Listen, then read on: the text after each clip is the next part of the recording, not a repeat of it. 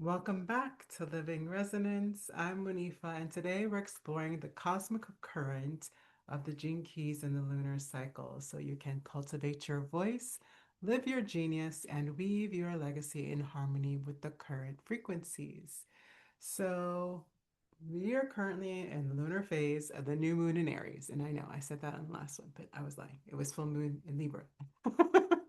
And this time we're actually a new moon in Aries. But this is what we've all been waiting for. We've been waiting for this strong movement forward. And we have this beautiful gene key 3, which is also human design, gate 3, that is giving us this impetus, this beautiful impetus at the right time. It is the right time for it. So, even with that, we might be experiencing the themes of chaos or innovation and innocence. So, those are the different aspects of this archetype in Jinki 3. And this is the genius of chaos. I'm calling it, I'm associating it with the understanding of the quantum leap. So, if you've ever done any quantum leap work, you will love this. And if you know, then you know. But quantum leap is about transformation, transcendence, and transmutation, because that's part of what we're talking about here in the Gene Keys. But we're going to first roll it back to a little bit of human design, interpreted by Karen Curry Parker, who does quantum human design. And I have a quote right off the top. Now, specifically on the Pacific coast, I wouldn't say of the US, the United States of America, I wouldn't say so much absolute for the East Coast or anywhere else, right? Because these are really, really specific. But it is 3.2 for those who understand lines in human design and or the gene keys. You understand that that is about what is our relationship of something? What is our relationship to something, whether it's an idea or a thing? Okay. Now, the energy itself in quantum human design is called innovation. So, this is the archetype of innovation. I got a direct quote here that says, "This moon teaches us that authentic innovation holds a deep respect for what came before. It asks us to take stock of what is currently functioning in our lives, our systems, our relationships, our creativity, and to bless those things with gratitude." Thank you, Karen Curry Parker. So, this is one of those times when we kind of have two different viewpoints on this. They're all coming to the same place in the understanding of what is this energy and how can it help, and why might we be confusing it for not helping. So that's a lot of what we're talking about today, is like, how do we even get into that level of confusion? And this one, she's like, you know what? Like, there's established things for a reason. In order to understand and incorporate stuff, you have to understand what came before, which is real. It's a real thing. And but these are two different personalities seeing the same energy. We're gonna keep going on Karen Curry Parker's side for now. She talks about it being necessary to hold desire and gratitude simultaneously, which is the magic formula for manifestation. Like, if you can hold the desire for it and still be grateful for where you are in the perceived reality, then that is master manifestation mindset. Okay. Now, the challenge of being able to hold that in this innovation energy is honoring what already works, to be able to honor something even though you know something has to change, right? So, not starting over, but building on what you have with intention. So I love this because it does really give us this understanding that no, we're not scrapping everything. So what you created isn't completely wrong because it's going not the way you want it to. So you just want to see and be grateful for what is going the way you want it to, and then transcend and transform the parts that are ready to have a new level of experience, right? Optimally, we feel grateful deeply grateful for what is while being inspired for what could be. So that ultimately we're seeing the good on both sides of that equation. I got another quote for you from Karen Curry Parker. It's a moment of creative clarity where innovation flows from a solid foundation and desire is guided by wisdom.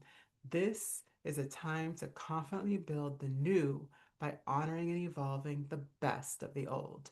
So it's this wisdom, deep wisdom sourced through the. Now we've been through a couple things. Now we had that big void and we had the allness of the truth of who we are as our, what I like to say come from, but how we want to move and operate in the world. And that was like, so that's February, March, right? Now we're coming into April, and this is deep understanding of what movement looks like when it's truly inspired, when it is coming from the wholeness of possibility. What does that look like? And action and how we're moving forward. Now, if you're not feeling this energy, if you're feeling like that's not available to me, you must be talking about somebody else, right? Then you're probably in the unbalanced frame of this. So Karen Curry Parker talks about it as a restless urgency. So you're feeling like something has to be done now. And if it's not done, then everything good kind of feeling. That you just want to change something because you're just so aggravated or it's just so fearful of what is possible that you just want to keep moving things around to feel like you're doing something to fix it. Not necessarily because it will fix it, just because anything is better than this, right? So you're not getting that gratitude perspective. So another quote, a rejection of gratitude, mistaking dissatisfaction for desire. This is her definition of unbalanced energy in this innovation archetype. Okay. So I think this is common. This is one of my main theses for why I believe if you understand yourself and you're in your truth of your alignment and self-expression, that we don't have these problems, right? Because often we're comparing, we're doing these things of, well, if I had this, then people will see me as the way I want to be seen, or, you know, loved for what I am. But you're not even, I'm not going to go down the rabbit hole because it gets deep when the identity crisis happens around those things. Now, here is saying, do not mistake dissatisfaction for desire. Just because you're not exactly where you want to end up does not mean something is wrong, right? In order to see what the next movement is, we have to be in gratitude, right? So, big lesson takeaway from Karen Curry Parker. Her understanding is from this deep depth of we didn't start with nothing. We are resourced with wisdom at where we are in this now moment. Okay. Now we're going to get into Gene Keys in Richard Rudd, and he's giving us the shadow of chaos. The title of this chapter three, Gene Key 3, is Through the Eyes of a Child, which is lovely. It's just lovely. And then we're going to see how that incorporates the perspective, right? Now, this is the ring of life and death. This is basically like how life is flowing. And for this shadow section of this definition of perspective of chaos, it's from chaos to cosmos. And anybody who knows of the less flattering descriptions of feminine, they can often consider it to be pure chaos, as if that's a bad thing. Richard Ryder reminds us that chaos actually initially was understood as just the ultimate of possibility, and then our fear defined it as something bad, right? So this is, again, the shadow is never wrong within itself. It's in the way we're allowing it to limit our truth and love and understanding and moving through divine energy, right? So one of the big kind of fulcrums this hangs on. That's why I love when this happens because you're getting a nice yin yang effect here of chaos is about beginning. Now, that's again something that's introduced by Richard Rudd, but in the I Ching, the direct, like the traditional understanding that Richard Rudd brings in is difficulty at the beginning. And the one that I'm pulling from my little book of um, what do you call it? The definitions of I Ching, my big book, definitions of I Ching is initial challenge, initial challenge.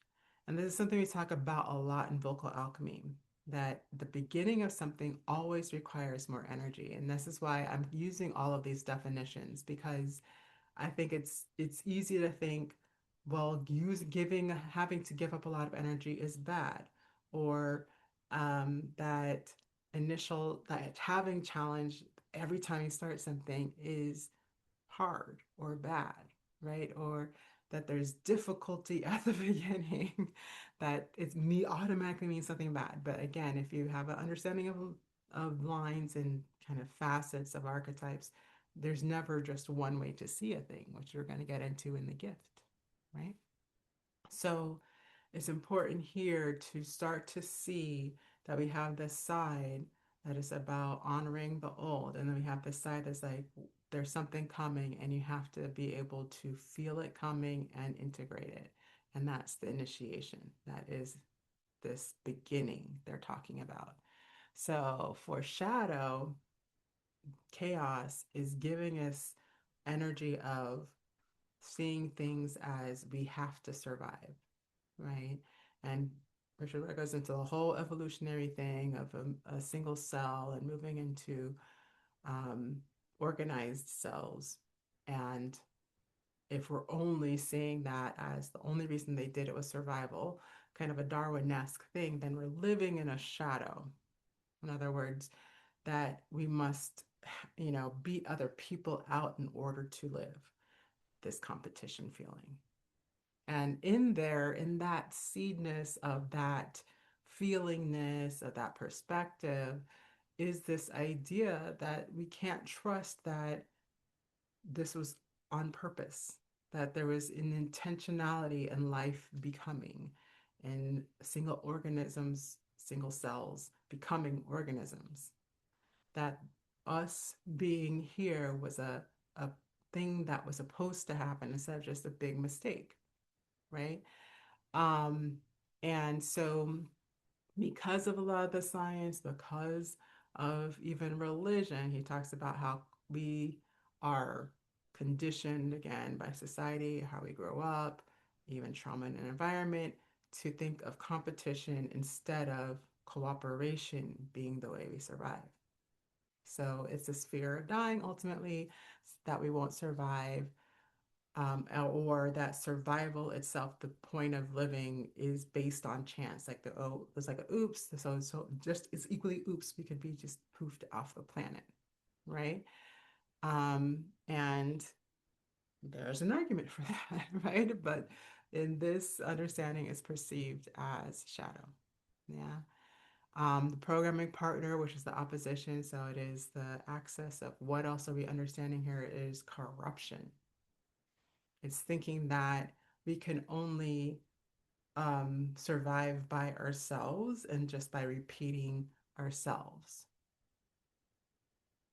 repeating ourselves by ourselves. Okay. That is ultimately, when you do that, you're making copies of copies of copies. There's never any evolution that allows the newness to be re-imprinted. And that you can think of like Xerox, if you know what Xerox is from back in the day, or like original picture before JPEGs, right? If you just made a copy of the file, a copy of the file, a copy file, eventually the picture would degrade, which is why they had to start making other versions like GIFs and JPGs, right? So, in any case, if that's too technical for you, we'll just move on. So, if we're trying to repress this archetype, remember this archetype is energy that is part of being in a 3D reality. That's the basis of the 64 of what does it take to be operating in a perceived world, right? And part of it here for repressing this energy, that's part of that truth, is disrupted. Is disrupted tense breath. It is anal. It's being anal. The reason why I said that is because Rajura was talking about how a lot of the practices, especially if they like, do you ever do pranayama, all this kind of stuff, a lot of that understanding originally was like, well, it comes from the seatedness first in the root of your body. If you know anything about chakras, you understand why. This is about the root of the body, and that it's just this natural clenching that happens that starts the disruption of our healthy breath patterns, right? And breath responses to kind of what's happening in the moment. So this um, is something that forces us to acknowledge primal fear. So we realize that there's like this innate fear that will go poof, right? So that is the repressed side. And on the reactive side, it's disordered. It's an expression of rage that creates chaos and disorder. So you're basically in that mistrust of life, believing that fear, that the fear, well, the fear of not continuing your life, you start to act in out in this destructive pattern.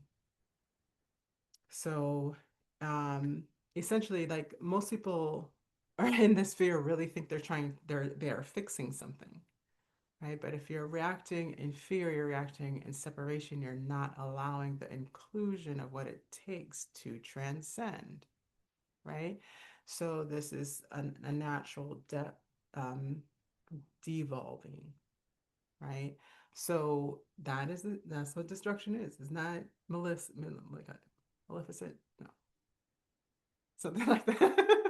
Malicious. It's not malicious. It's part of how somebody has been patterned to survive. Okay, and so I guess it could be malicious, but a lot of it comes from instinct in this archetype.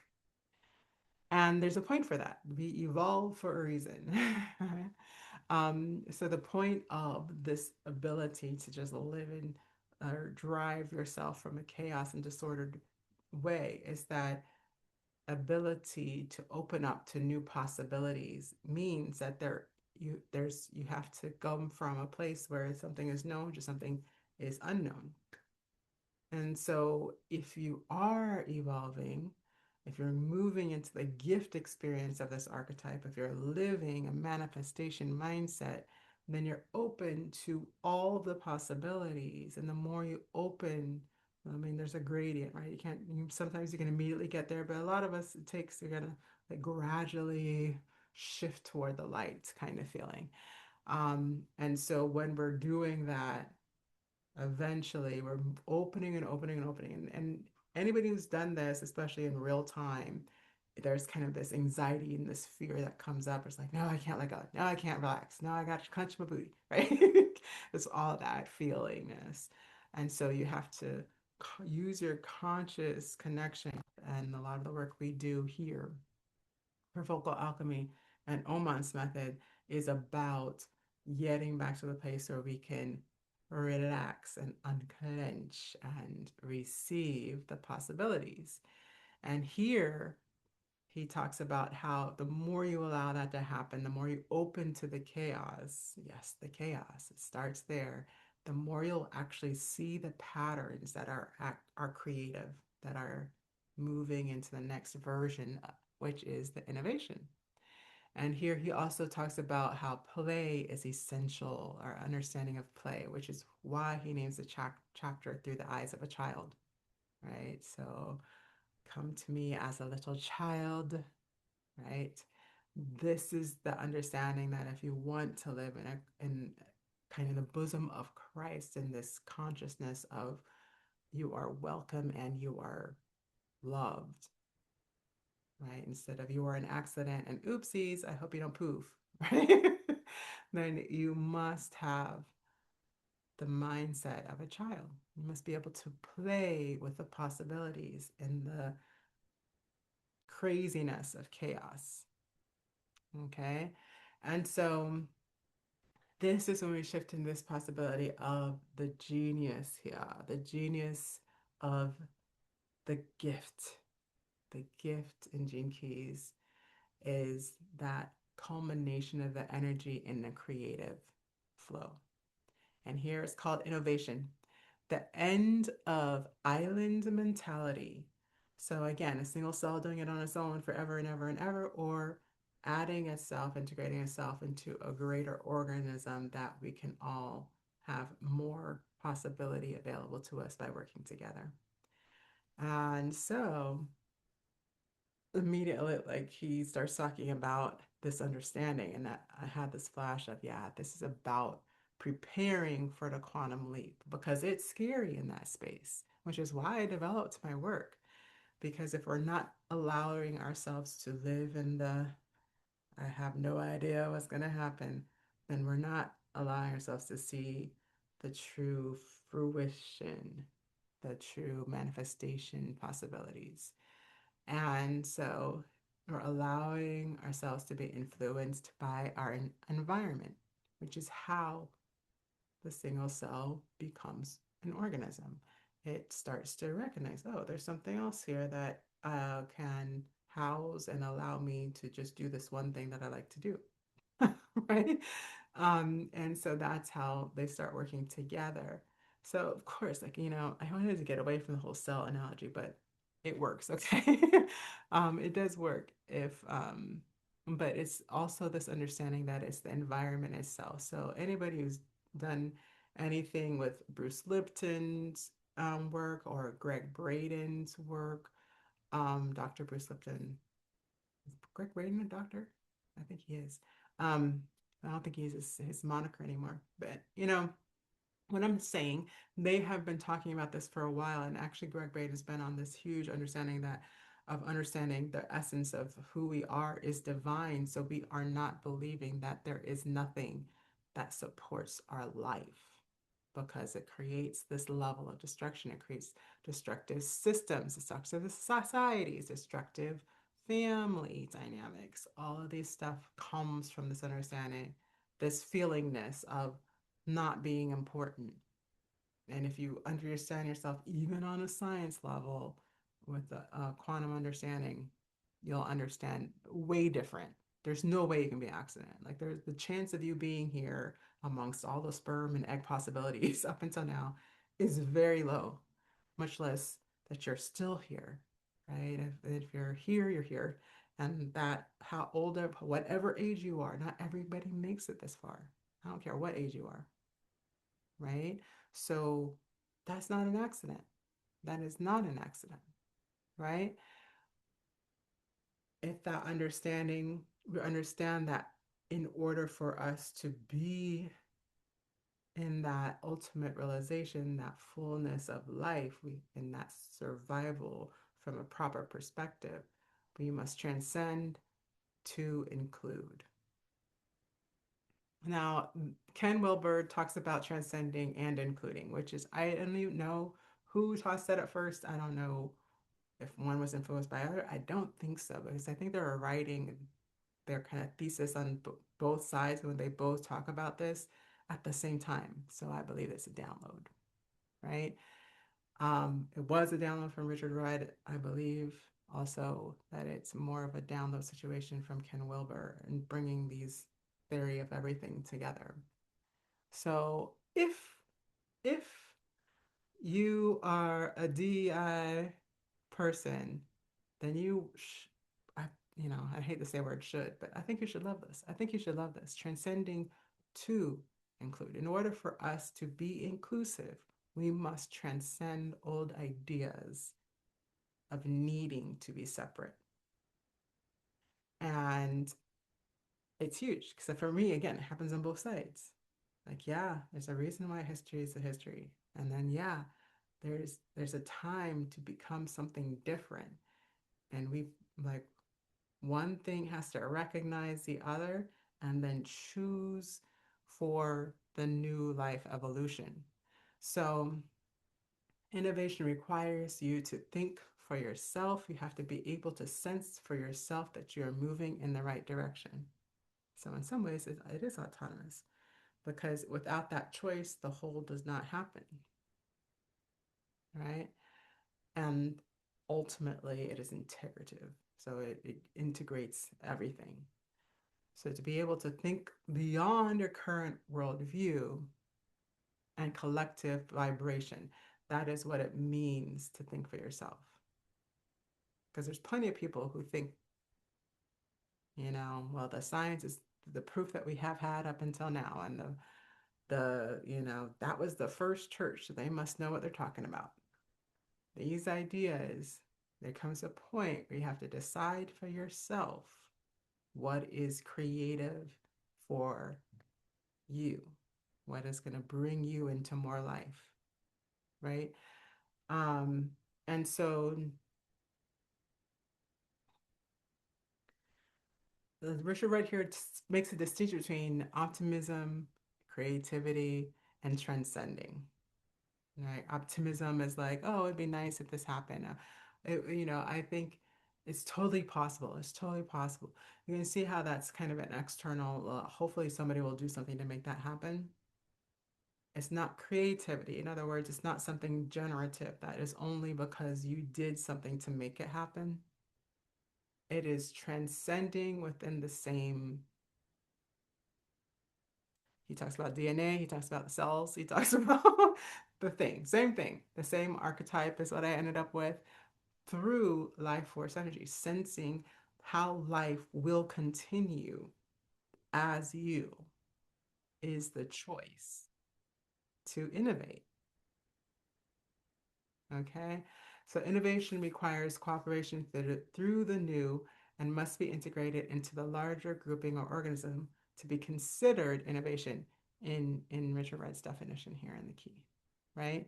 So in other words, like if the new thing cannot be incorporated by more of a whole, then it is not generative, it is not creative, it's destructive, it's separatist. Y'all, I'm gonna learn how to talk one day. Maybe not. All right, so old dogmas and theories must be discarded if they are not following the synthesis. And so that's Richard Rudd's word for following the flow that creates life. It is energy. That's why we talk about these as energy archetypes. That's what astrology is. It's as energy archetypes. It's not for you to go and blame you know, the date of your birth for everything is so that you can see how archetypes play out so you don't fall prey to them, right? So the he also talks about what the true brain is. So what is the true decider of trust and incorporation? So when you trust this new level of organization or organism to become the new way of being in your life, so again, this can be organization, this can be an idea, this can be a manifestation, the bigger wholeness of a thing, you know. Again, like Ken Wilber calls them holons, right? You can create a new level of holon if you are living transcendence. Okay. So in order to do that, we have to decide within ourselves as the unique cell or person to incorporate, to become part of the whole. And in the cell, it's the cell membrane that helps us to feel out what's going on and make that decision. In our human cell livingness, it looks like emotions. Our emotions are the water we swim in, to decide whether to transcend. Okay? Here's the quote.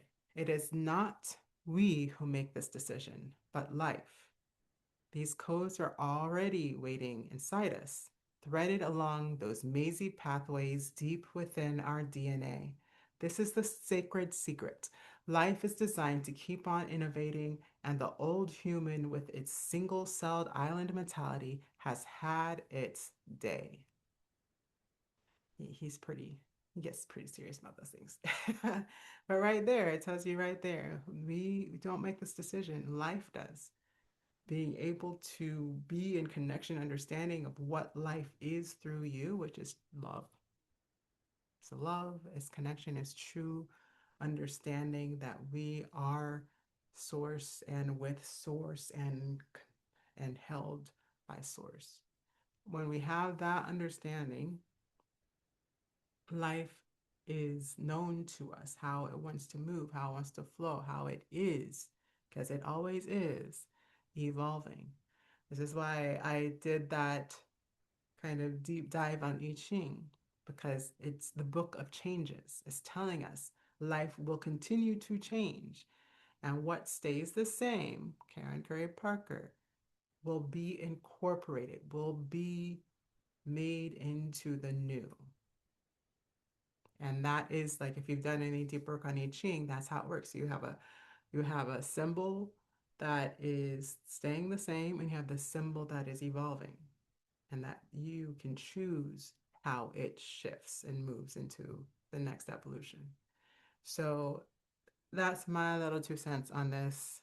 Three, I think you should listen to me because I'm a 3-5. And for those who are into human design, you know what that means. I'm a 3-5. And I have several threes in my chart, line threes. I also have several, not, well, three, I think three different big planet 33.3s. I know. That's why my life is crazy. And just so you know, like when I like that is my genius. This is my genius. How change works. How do we quantum leap into the next thing? Well, first we have to let it be chaotic. You got to get a little uncomfortable.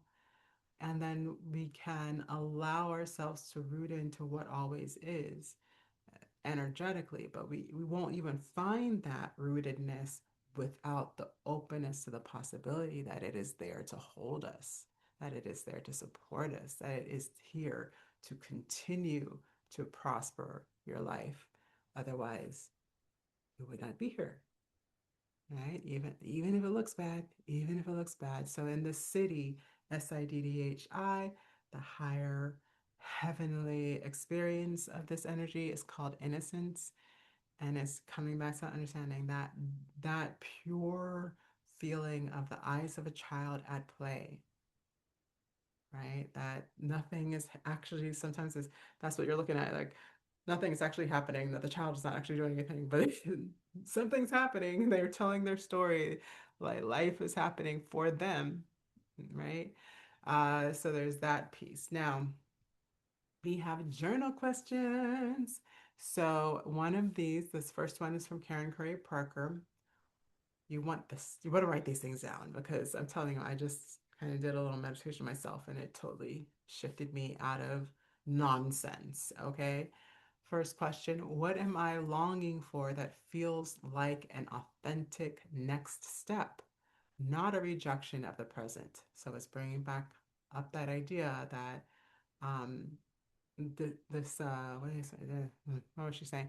That essentially that you don't, just because you're uncomfortable, that doesn't mean that you're in the wrong place, right? So what is it? What is it? Oh, there you go. Mistaking dissatisfaction. So when you're dissatisfied does not mean things are going wrong, right? So that's this question right here. What am I longing for that feels like an authentic next step, not a rejection of that mistaking? Okay. So my questions that came from me are what survival fears are coming up and how are they driving what you focus on? It's a different way of asking a very similar question, but it's a way of kind of just like, okay, I keep seeing these things. I don't know if I said it in the descriptions, but Einstein says you will not solve the problem at the same level of thinking that created it. And I will take that a little further and say, I'm sure I'm not the first, like you will, if you think it's a problem, then you aren't going to solve it. Okay. So, what, like, see the problem as fear. I'm afraid of something. What am I afraid of? And how is it driving me to focus on something that isn't what I love, care about, is like the real thing that I want as a result? How am I, so what, that's what this energy can do is make you worry about the wrong thing. Okay. The next set of questions, what area of life looks chaotic and how are you thinking of it as a problem, right? So whatever is just like, oh my goodness, I don't know what's going on here. Then that's what you can say, oh, I'm seeing this as a problem. Why do I think it's a problem? And you'll often see like it's either a kind of a blame game as far as, well, this person, this external is making this hard for me for what I want in the future. And then you can kind of like throw that away and see the truth of what to be grateful for and what to continue to build on, right? Instead of worrying about the thing that is not even, a lot of times these things aren't even actualized yet. We're just worried about future possibilities of a thing that may be happening, right? So hopefully that's helpful. It's going way longer than I thought it could. But I want to invite you to Living Your Myth. We are still in the workshop series. Our fourth workshop, Momentum Architecture, is coming up on the 20th. So click the link in the description so that you can increase your capacity to create that just understanding that this understand like who you really are, the fullness of the possibility that can inform your system creation. That can inform your systems creation. So I see a lot of systems and they're great because they worked for other people and they worked in the past. Yeah. And we need to understand that a true system that works for us works with our myth and works with what is different about us and what we're here to do in the, you know, in the context of our own life. I was going to say by ourselves, but not necessarily, right? We will do it with others that also are do it this way. But it stems from the truth of who we are.